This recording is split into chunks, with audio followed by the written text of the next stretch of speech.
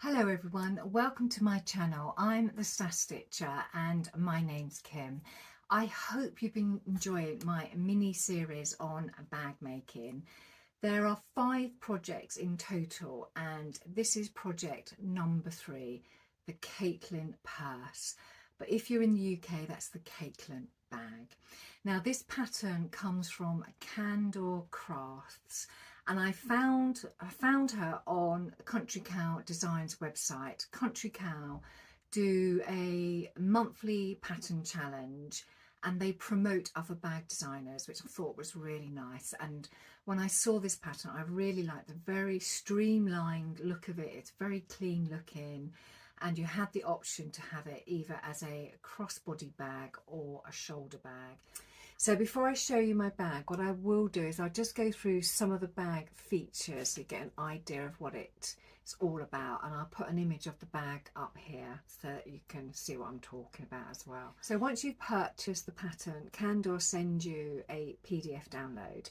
It only has 4 pattern pieces to it, and that does not include the strap, so make sure that when you buy your fabric that you have enough fabric to also make the strap version. But if you want to make a shoulder strap version, you can actually buy some leather shoulder straps off of the Country Cow Designs website, so it will save you all of the fuss of making one up yourself. Alternatively, you can have both because they are attached to D-rings on the bag, so if you wanted it crossbody one day and shoulder the next, you have that option. So the bag itself is 11 inches across the bottom. It tapers up slightly to 10 inches at the top. It has a 3-inch depth on it, so it's got a nice boxy bottom, so it makes it more roomy inside. There is a feature front panel which houses 2 slip pockets, and on the top of the bag you have an external zipper pocket as well. There is absolutely nothing on the back, it's completely plain. So if you wanted to, you could hack the pattern slightly and put another zip on the back if you wanted. But I just made this up as it was. I just wanted to test it out with stuff that I already had in my sewing room. So inside it is fully lined and it has an internal zipper as well. So it's got really nice clean lines. It's not fussy at all. So bear with me, I'm just going to look down at my notes to make sure I haven't forgotten anything. Right, fabrics. Candor Crafts actually recommend that you use cotton fabrics. So it's either lightweight to medium weight cottons, cotton canvas, home decor canvas, which I'm assuming is like upholstery fabric, the more heavier weighted cottons. And also the lining, they suggest that you use quilting cotton for the lining. And because of all of those cottons, it also recommends the appropriate interfacing that matches them. So the one thing I've learnt about interfacing whilst going through these couple of projects is any designer that makes these bags or purses, etc., will give you a whole array of different interfacings. And I think it's left up to you, because then you can decide how you want the structure of your bag to be, whether you want it to be soft and floppy or whether you want it to be sort of structured and firm.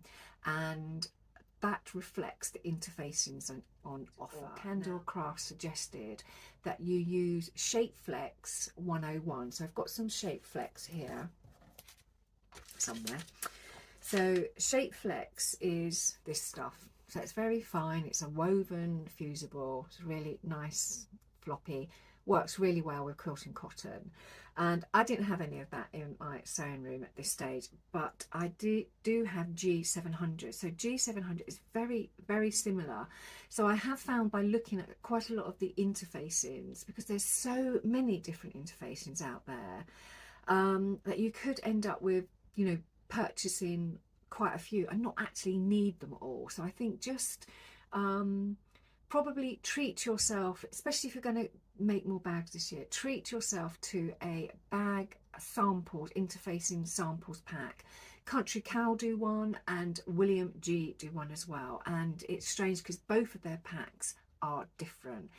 They some of the interfacings cross over, so they'll be in both the packs. But it's funny how each supplier will provide what they see as bag interfacing. It's been quite educational. So I can see from these two, if I had either of these in my sewing room, I would use either. Also, because I decided to make my bag more firmer, I have used a foam stabiliser, and the only foam stabiliser I have is by Annie Soft and Stable. And the sample packs that I got both from Country Cow and William G had Styleville, and this is Styleville and this is by Annie Soft and Stable. So basically they're very, very similar. They are sew in, so they're not a fusible, so they're sew in, but I think the by Annie is prominently more available in the US, and the Styleville is a UK preferred foam stabiliser, and the Styleville, especially in the UK, is a lot cheaper than the by Annie. But I use the by Annie because I actually have some of it in my sewing room and I'm using it up as I've been going through these projects. So just to also mention that because I have been looking at interfacings in more depth, and I have actually bought some in, so I'm going to do a separate video and go through them all and test them out on different fabrics, so you can see what I've learnt already. I mean, I've said this before, I'm not an experienced bag maker. This is all very new to me, and I'm just having fun making up these projects, and I can see myself making more bags as I go along, and I just want to experiment a bit with the interfacings, because the interfacings can really change the look of a bag. Now, when I first started to plan this bag, I went on to YouTube to see who else had made the bag and how they had constructed it, and there are quite a few people out there that have made the Kaitlin purse, and there are a lot of more floppier versions. I didn't want a floppy soft version, I wanted something firmer, so when I put it on the floor it just stayed, you know, upright. There's also a lot of tutorials out there as well that take you through the bag making process, so I checked a few of those out as well, and I did follow Jess Oakleroots. She's been bag making for years. She does favour waterproof vinyl, and sometimes if you're making something in cotton, it's not always the best tutorials to follow, because obviously, well, not obviously, but the waterproof vinyls don't need interfacing, so she tries to avoid interfacing fabrics as much as she can, so it doesn't really educate you on what interfacings you would need to use if you were going down the cotton fabric route. So the pattern itself comes with you know, the instruction booklet which you print off, lots of lovely coloured images to take you through each step. It's very good, and I mean, if you can't find a tutorial that suits you on YouTube, this is excellent, so you wouldn't really need one. But I do like to see a tutorial because it's a visual thing, and I think I pick it up easier watching tutorials. So you've got your instructions. There are only 4 pattern pieces, nice and simple. You can, if you want, print the pattern off on AO. You don't have to stick it together, but for the sake of 4 pieces it wouldn't take you very long anyway. And this bag isn't because of the angles of the front of the bag, I think you definitely do need a pattern piece. So I'll just run through all the hardware you need. Now, obviously with any bag there is an element of hardware involved, so you need 2 D-rings, 2 swivel clasps.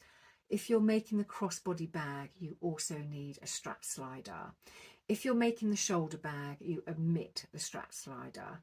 The bag also will need 2 zips. So on mine I used a number 5 zip for the outside of the bag and a number 3 for inside.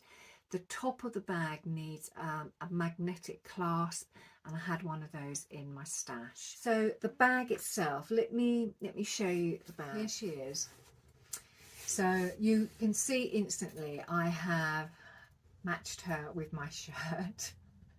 And I made her up in fabrics I've already have in my stash. So basically she is a test bag, and she has worked out beautifully. So you will recognize this floral red leatherette that I bought from AE Markets. The black canvas I also bought from AE Markets to make my son his pet protector thing for his car a few weeks ago. So I used scraps of that, and this has worked really well, this fabric. Well, both of these fabrics have worked really well. The back, you can see, it's very plain. This panel sits in the front and it has the 2 slip pockets are made from it. So straightforward, really nice, effective panel. Then we have the external zipper at the top, and I used a number 5, and I had this red zipper tape in my stash. I used a purple stitches pull, and the colour of this is a gunmetal colour, and it works beautifully with all of this hardware which I bought from Me Made Makes. You can see the slider there as well. Me Made Makes beautiful hardware. I think I will always go to them from now on for my hardware. They have a range of colours, and they have everything in that range of colours. So it is a one-stop shop for me. So I'm really pleased with those. Also, on the strap you could see the rivets that I use. So obviously you can stitch this if you want. So I've just used rivets because I had some in my stash and they were the same colour, and I actually bought these from the trimming shop, so they worked really, really well. Inside you have your metal clasp. Just pull that open, and it is fully lined. Now I lined mine with ripstop fabric. I like ripstop fabric.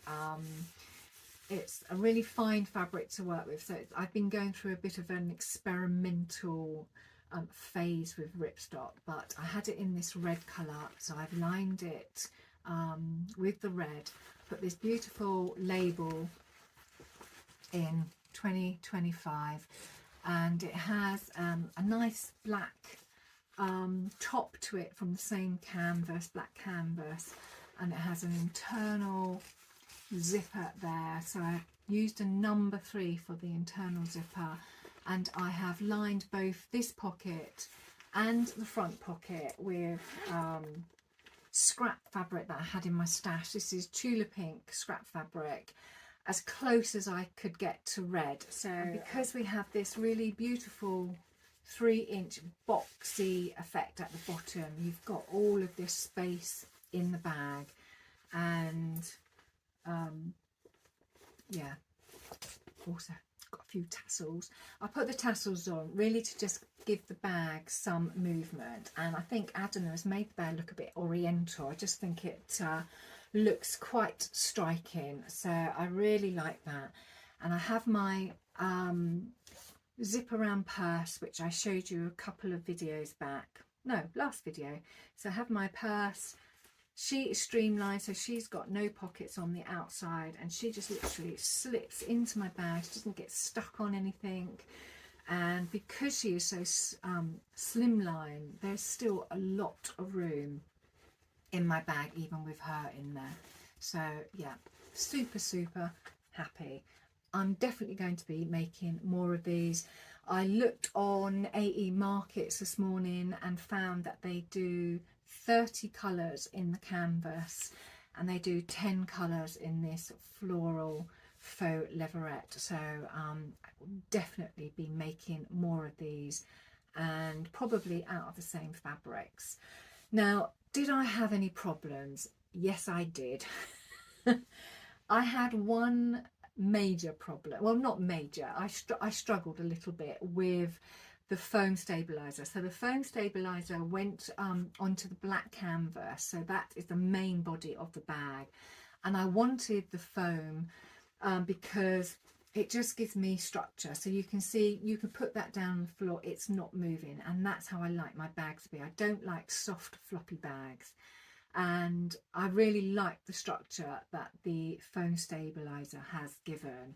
But I struggled when I got to this external zipper because the stabilizer was stitched down when I was making the pocket. When I was turning the lining through to the back, I really struggled to actually get that lining completely to the back. So I've got this little, you can just see little edge of lining around the pocket.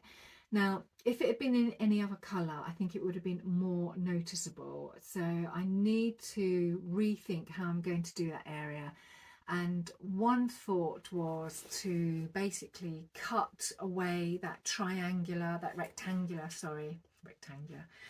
rectangular pocket to make sure there's no foam stabiliser in that area. So when I come to stitch the canvas and the lining together, it doesn't come in contact with the stabiliser. So when I pull it through, it pulls through and it's nice and flat. So obviously, as you'd expect, I have got my project sheet. I have written everything on my project sheet about, especially about the external pocket and what I will do next time. So it just means me going off and doing a little bit more experimenting. And I am compiling a video that will show you everything I've learned about interfacing and stabilizers in the next couple of videos. So you will see what I've been up to. I've been buying a few of these interfacings in and playing around with them. So watch this space, because I'm hoping to share what I've learned. So hopefully when you come to make your bags, you'll be a little bit more informed. So that is my shoulder bag, and what I will do is I'll try and put some footage in of me actually wearing it in the garden. No, it's not very nice today, but I will try and get some footage in so that you can see what it actually looks like across the body. And I like it to sit just on my hip. So that's it from me today. I hope you've really enjoyed the Kaitlin. It's a really lovely bag. So definitely give it a go. I can't see that you'd have any difficulty at all. And I would highly recommend that you, especially if you're going to start bag making, go and find some bag making sample packs, because I have found them really invaluable and they've been helping me in my journey of bag making. So I will put as much detail as I can in the description below, and I think that is it. So if you've enjoyed it, give us a thumbs up, subscribe if you haven't, and I will see you in the next couple of days with the totally amazing tote bag. Now this bag is one that I have made before, but this is just a little bit different. So I will see you very soon. Take care. Bye.